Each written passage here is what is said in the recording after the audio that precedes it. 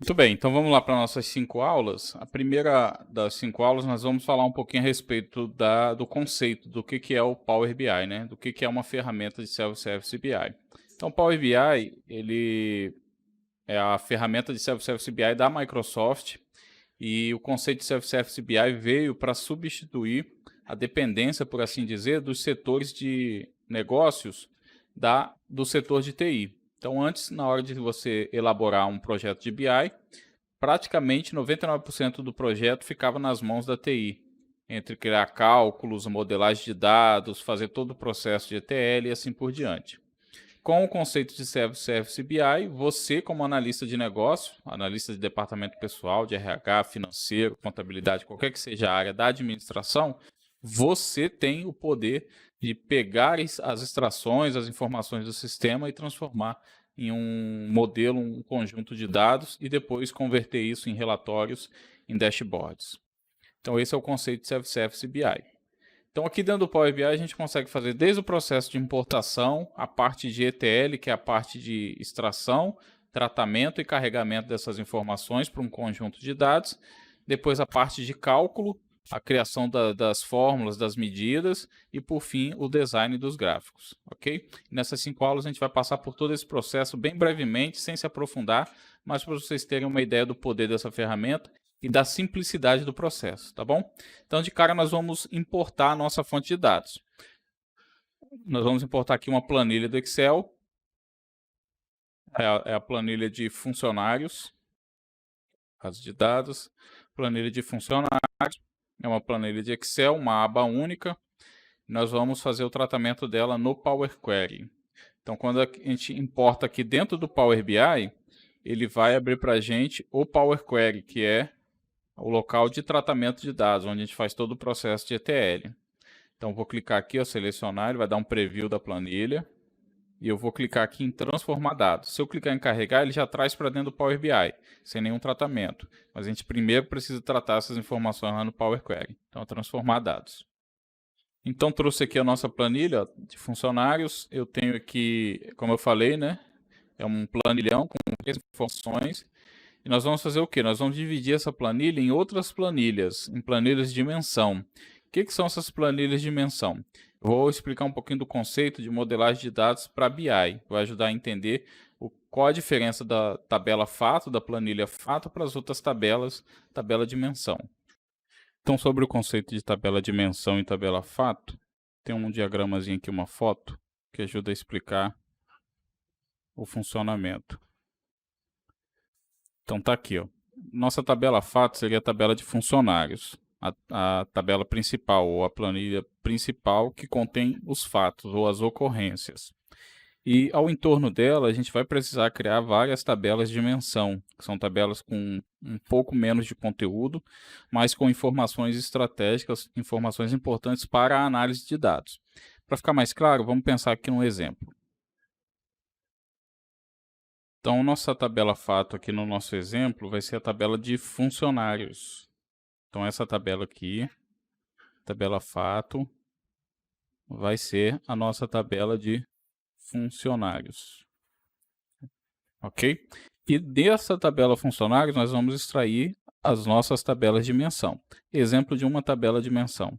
Por exemplo, nós vamos ter a D setores, vamos ter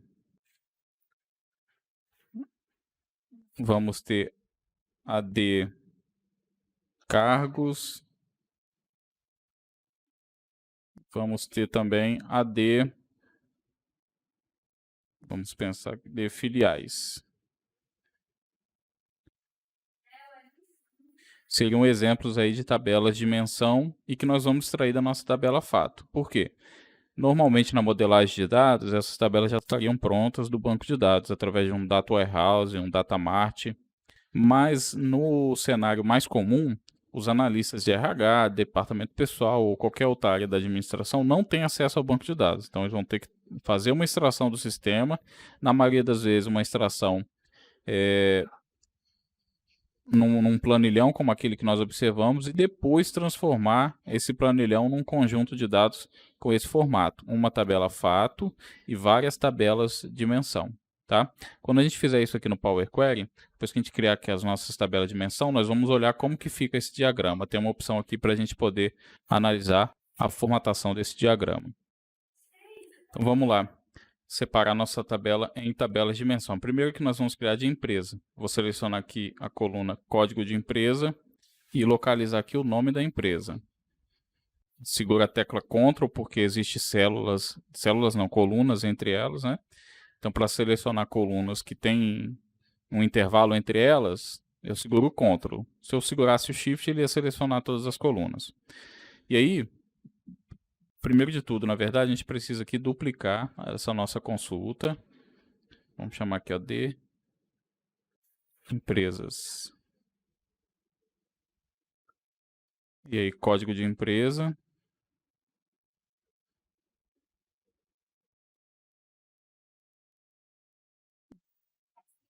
Botão direito em cima das colunas, ó, remover outras colunas.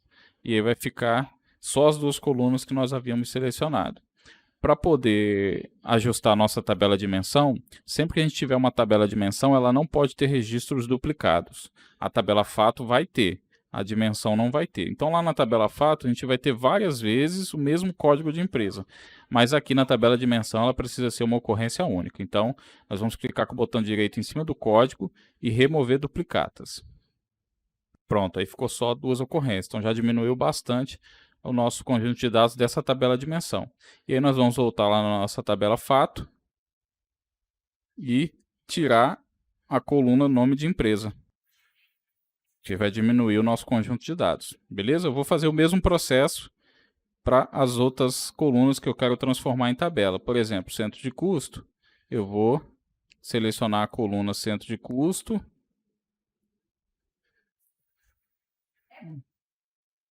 Centro de custo.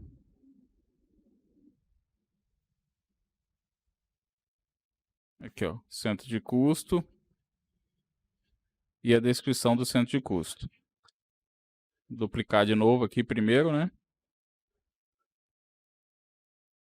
DC custos. Nós podemos ter um atalhozinho aqui que vai simplificar a nossa vida nesse sentido. É esse aqui, ó, escolher colunas. Vamos fazer por aqui. Vamos desselecionar todas e selecionar só o que nós queremos. No caso aqui, nós queremos o centro de custo e a descrição do centro de custo. Ok? E vamos remover os duplicados. Show! Diminuiu bastante também nossa tabela. Vamos duplicar de novo aqui e fazer a nossa de cargos. Mesma coisa, escolher coluna. Vamos pegar o cargo e a descrição do cargo.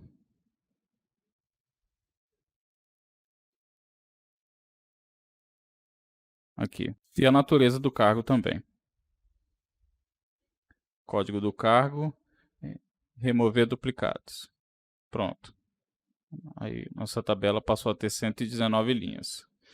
Além disso, nós vamos duplicar aqui mais uma vez. E nós vamos pegar agora o estado civil. Como já está aqui, eu vou fazer por aqui mesmo.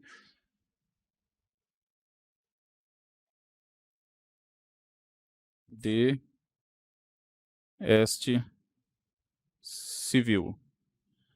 Ok? Vamos duplicar mais uma vez aqui. E vamos ver aqui. Centro de custo já foi. Filial. Vamos fazer da filial agora.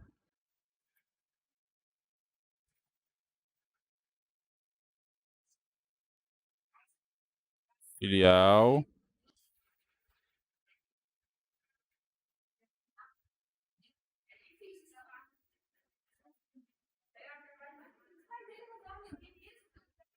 Na verdade, vamos fazer aqui, ó, código local e local. Filial está como um atributo. Então, de local. E vamos reordenar aqui a nossa coluna, que elas estão invertidas.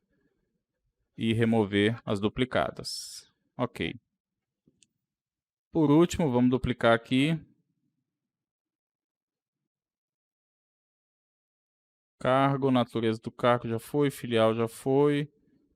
O sexo, vamos fazer do sexo. De sexo. Aqui. Vamos selecionar as colunas. Sexo.